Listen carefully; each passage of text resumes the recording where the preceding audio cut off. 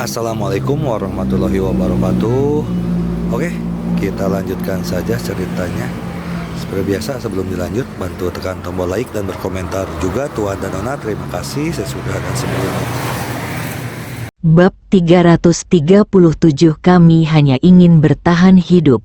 Guan Bitong mendatangi penduduk desa Siahe, melihat pakaian mereka yang compang camping, dan menoleh ke arah Henry. Henry mengambil langkah kecil ke depan dan berbisik, "Apa yang saya miliki adalah yang terbaik." Mata Guan Bitong langsung menjadi basah.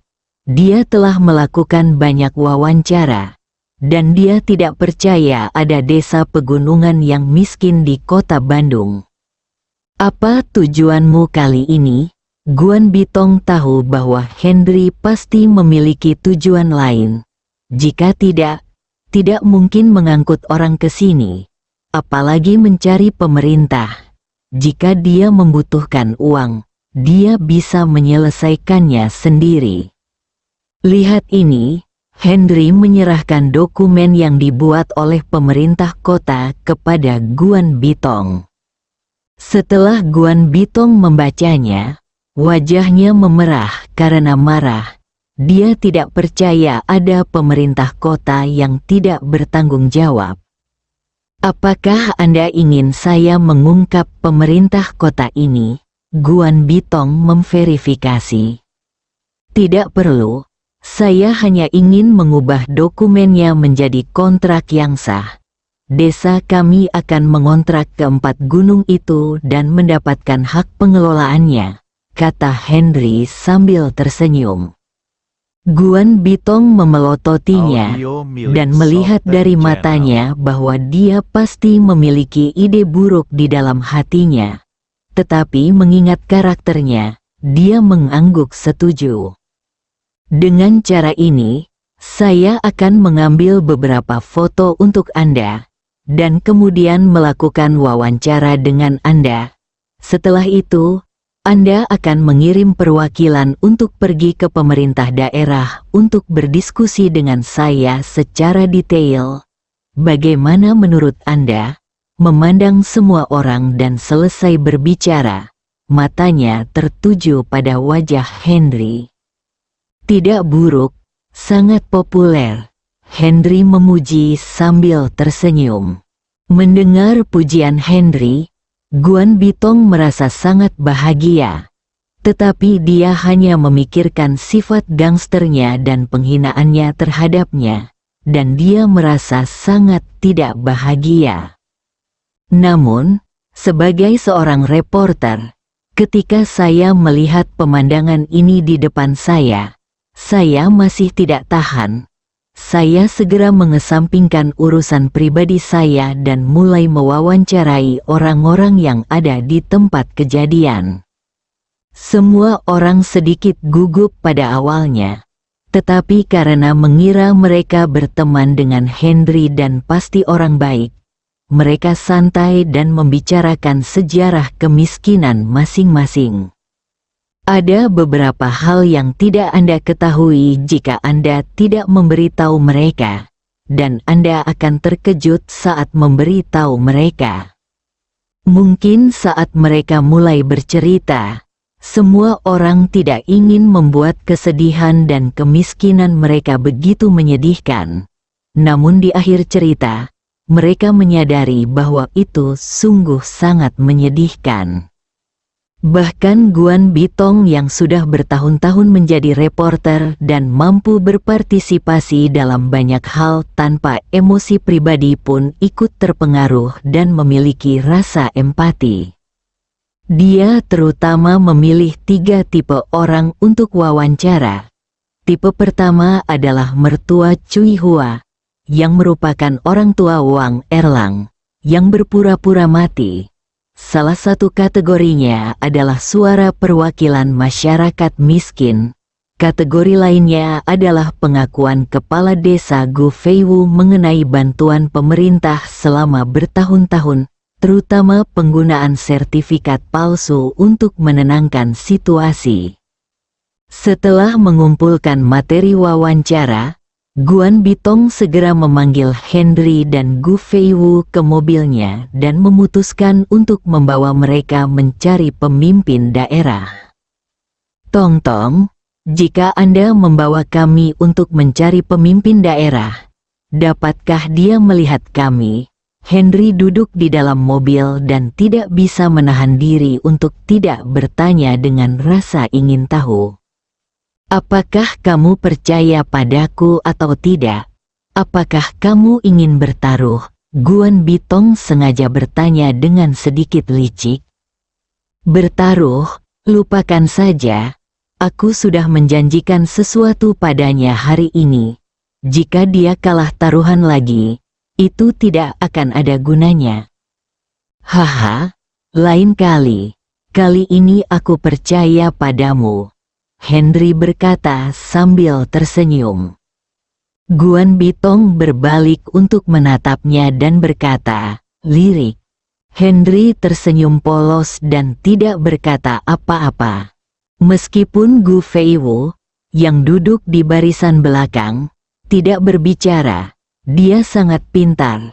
Dia telah menyadari bahwa Guan Bitong tertarik pada Henry, dan dia segera mengerti mengapa reporter wanita ini muncul tepat waktu. Ketika semua orang berdiskusi kemarin, Henry dengan jelas menyatakan bahwa penduduk desa harus dibawa masuk dan menunggu di dekat pemerintah untuk menciptakan suasana pengepungan. Tetapi dia tidak benar-benar melakukan itu. Fokusnya adalah menciptakan kondisi bagi wartawan dan mengandalkan kemampuan wartawan untuk bernegosiasi dengan pemerintah untuk mencapai tujuan perjalanan mereka. Ketika mendengar kata reporter, Gu Feiwu tidak tahu apa yang dia lakukan. Sekarang dia melihat Guan Bitong, dia tidak hanya mengetahuinya, tetapi juga melihat hubungan dekat antara keduanya, dan hatinya menjadi lebih tenang. Henry, kamu pintar dan tidak bertaruh, tapi kamu memang beruntung. Kabupaten Bandung akan mengadakan konferensi pers untuk wartawan di sore hari. Mari kita selesaikan masalah ini sebelum itu. Guan Bitong memelototi Hen yang diam Henry dan berkata, konferensi pers, informasi sensitif. Henry segera menangkap informasi yang berguna, dan juga memahami implikasi dari kata-kata Guan Bitong. Sepertinya dia benar-benar meleset dari sasaran dan memberikan pukulan yang fatal. Apakah kamu sudah selesai menulis laporanmu? Henry bertanya dengan kegembiraan terpancar di matanya. Ada tertulis, ubah saja dan tambahkan sedikit sebelum kita masuk nanti. Setelah Guan Bitong selesai berbicara, mobil sudah memasuki hotel daerah. Kalian tunggu aku di dalam mobil. Aku akan kembali ke kamar untuk membereskannya sekarang. Setelah Guan Bitong selesai berbicara, dia berbalik, keluar dari mobil, dan bergegas ke dalam gedung. Henry melihat punggung Guan Bitong dan merasakan sedikit permintaan maaf di dalam hatinya. Reporter kecil ini hampir menuruti kata-katanya sejak pertama kali mereka bertemu, dan satu-satunya hal yang dia lakukan padanya adalah menyembuhkan penyakitnya. Setengah jam kemudian, Guan Bitong turun dan menyerahkan laporan tersebut kepada Henry. Henry mengambil laporan itu dan melihat judul yang menarik perhatian. Kami hanya ingin bertahan, hatinya bergetar. Dia sangat mengagumi gaya penulisan dan positioning Guan Bitong, dan dia segera menemukan topiknya. Guan Bitong merasa senang saat melihat ekspresi puas Henry. Dia tidak tahu apakah itu karena dia jatuh cinta padanya. Bagaimanapun, Guan Bitong sangat peduli dengan setiap gerak-gerik, perkataan dan perbuatan Henry. Tong Tong, Bagaimana kita bisa bertemu dengan hakim daerah di Kabupaten Bandung? Henry bertanya pada Guan Bitong setelah membaca laporan itu. Kita bisa menunggu di sini saja. Kita hanya perlu mengambil kesempatan ini untuk menghentikannya dan menunjukkan kepadanya laporan ini. Saya yakin dia akan mengerti maksudnya. Psikologi dengan baik dan memahami apa yang penting, apa yang paling penting. Gerakan ini tipikal seperti memukul ular setinggi 7 inci. Saat Guan Bitong selesai berbicara, 2 mobil memasuki halaman hotel dan berhenti di depan pintu hotel. Mang Dede turun dari mobil pertama. Yang juga turun dari mobil adalah seorang pria paruh baya berusia 40-an, bertubuh kurus, berkacamata, dan berpenampilan cakap. Orang yang keluar dari mobil di belakang adalah Hakim Kabupaten Bandung Jianglin. Guan Bitong menunjuk kedua orang itu dan memperkenalkan Henry. Sudut mulut Henry sedikit terangkat. Dia tidak menyangka akan muncul secepat itu. Bab 338, Kemarahan atau Kemarahan. Junze dan Jianglin menemani Mang Dede ke atas. Guan Bitong dan Henry sudah siap turun dari mobil kapan saja di tempat parkir. Sekitar 10 menit kemudian, 2 sosok muncul dari dalam gedung. Sopir mereka telah memarkir mobilnya di samping. Guan Bitong berkata dengan lembut, "Kalian tunggu aku dulu." Setelah mengatakan itu, dia segera melompat keluar dari mobil dan berlari menuju Junze dan Jianglin. Karena dia memakai lencana reporter, hal itu tidak membuat orang lain mengambil tindakan pencegahan. Itu hanya membuat Le Junze dan Xie Jianglin tercengang. Ketika hakim daerah melihat Guan Bitong bergegas mendekat, dia tahu ada sesuatu yang sedang terjadi dan tidak menghindar, dia malah berdiri diam. "Halo, Hakim Kabupaten Jianglin, permisi, saya Guan Bitong, reporter dari Harian Bandung." Guan Bitong membuka mulutnya untuk memperkenalkan identitasnya dan tujuan perjalanannya. "Halo, reporter Guan. Selamat datang di wawancara kami. Saya juga berharap Anda, sebagai juru bicara, dapat memberikan lebih banyak panduan tentang pekerjaan kami di Kabupaten Bandung dan mendorong kemajuan kami." Junze pertama kali berkata sambil tersenyum. Apakah sekretaris Junze mengatakan yang sebenarnya atau dia sopan? Guan Bitong bertanya sambil tersenyum. "Tentu saja kami mengatakan yang sebenarnya. Tim kepemimpinan kami di Kabupaten Bandung memiliki keyakinan dan tekad untuk melakukan apapun yang kami katakan dan janjikan."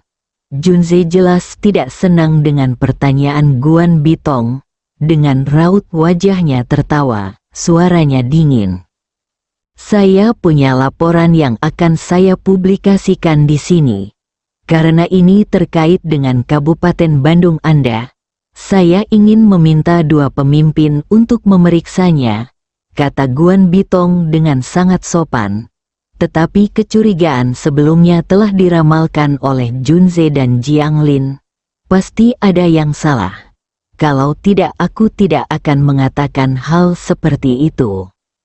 Kedua orang itu mengangguk tanpa berbicara, tapi menunggu laporannya.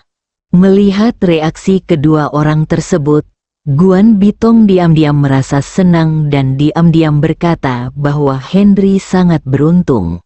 Bertemu dengan pemimpin yang cakap seperti Kabupaten Bandung akan mendapatkan hasil 2 kali lipat dengan setengah usaha. Setelah lama bekerja sebagai reporter, saya bertemu dengan berbagai macam orang yang diwawancarai, seperti halnya Henry. wawancara pertama sangat sulit dan aneh bukan? Guan Bitong menyerahkan laporan yang telah disiapkan sebelumnya kepada Junze. Junze mengerutkan kening saat melihat judulnya. Wajahnya langsung muram.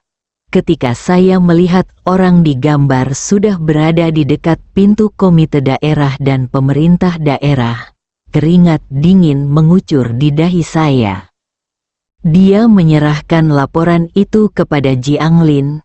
Jiang Lin adalah pria yang sedikit lebih muda darinya, dengan senioritas dan pengalaman yang relatif lebih sedikit, dan reaksinya lebih intens. Dia membuka mulutnya beberapa kali, tapi akhirnya diam saja dan menatap Le Junze. "Di mana dia sekarang?" Junze bertanya dengan suara yang dalam. Saat ini, dia sangat waspada terhadap Guan Bitong di depannya. Dia tidak tahu apa tujuannya, dan bahkan curiga bahwa pesaingnya sengaja mendiskreditkannya. Orang-orang itu sangat pendiam dan jujur. Mereka tidak akan pernah membuat masalah. Mereka hanya mengungkapkan tuntutan normal mereka. Saya telah membawa 2 perwakilan ke sini dan mereka sedang duduk di mobil saya, menunggu wawancara Anda selesai, menunjuk ke arah mobilnya. Junze dan Jiang Lin saling memandang, hati mereka rileks, dan mata mereka terhadap Guan Bitong penuh kelembutan. "Reporter Guan, karena kita sudah membawa mereka, biarkan mereka masuk dan mari kita bicara bersama," kata Junze sambil tersenyum. Jiang Lin sudah berbalik dan memasuki aula untuk mengatur ruang resepsi. Guan Bitong tersenyum dan berkata, "Sekretaris Le, saya berterima kasih atas nama mereka." Tindakan Guan Bitong membuat Junze benar-benar lega, dan dia semakin yakin bahwa tidak ada niat jahat. Guan Bitong melambai ke arah mobil, dan Henry memandang Sing Feiwu di belakangnya dan menyemangati, "Paman Sing, datang dan beritahu saya nanti. Ingat apa yang saya katakan. Dan Anda harus membuat kemiskinan semakin suram. Jika ada Don, jangan kaget ketika suara itu sampai ke telingamu. Katakan saja apa yang dikatakan suara itu kepadamu." Sing Feiwu mengangguk dan berkata dengan nada serius, "Henry, jangan khawatir tentang ini. Saya sudah memutuskan untuk keluar kali ini. Bahkan jika itu mengorbankan nyawa saya akan berjuang demi kemakmuran desa Siahe." "Tidak." "Ya." Henry menyemangati sambil tersenyum. Ketika Sing Feiwu mendengar dorongan Henry, dia menggelengkan kepalanya karena malu dan terus menyemangati dirinya sendiri di dalam hatinya. Faktanya, itu bukan salahnya. Pejabat terbesar yang pernah dia lihat dalam hidupnya adalah seorang wakil wali kota. Dia sangat mengesankan dan memiliki sikap yang sangat buruk hakim daerah di zaman kuno. Coba pikirkan, penampilan serius dari hakim daerah itu membuatnya merasa sedikit takut. Namun, berkat kehadiran Henry, rasa gugupnya berkurang. Melihat Guan Bitong melambai, keduanya membuka pintu mobil dan berjalan keluar. Henry sengaja berjalan di belakang Sing Feiwu.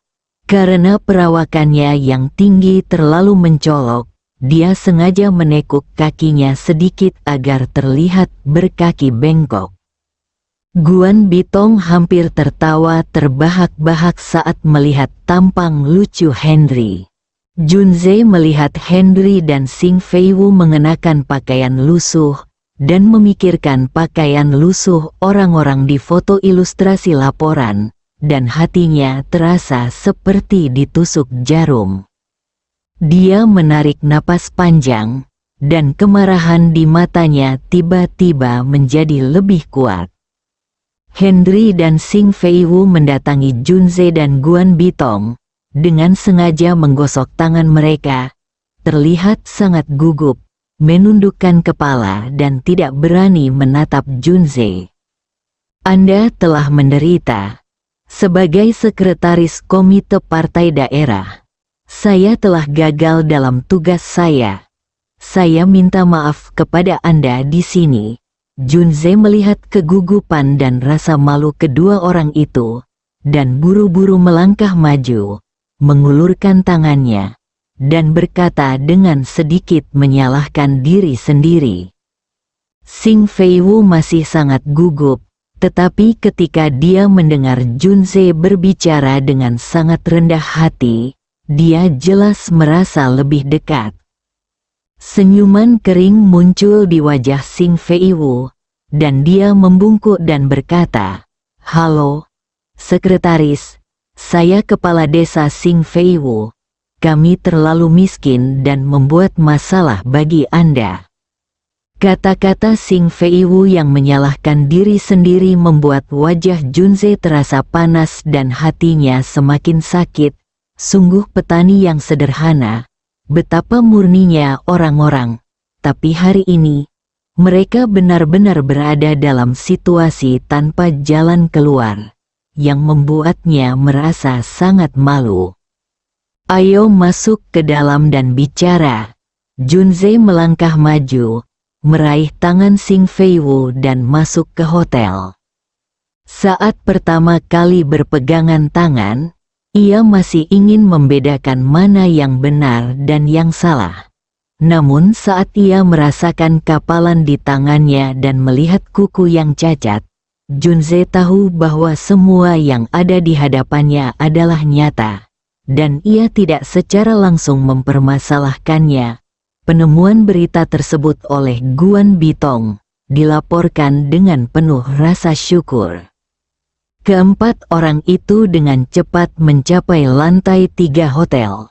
Hakim Kabupaten Jianglin sudah menunggu dan membawa mereka ke ruang konferensi kecil. Bersambung.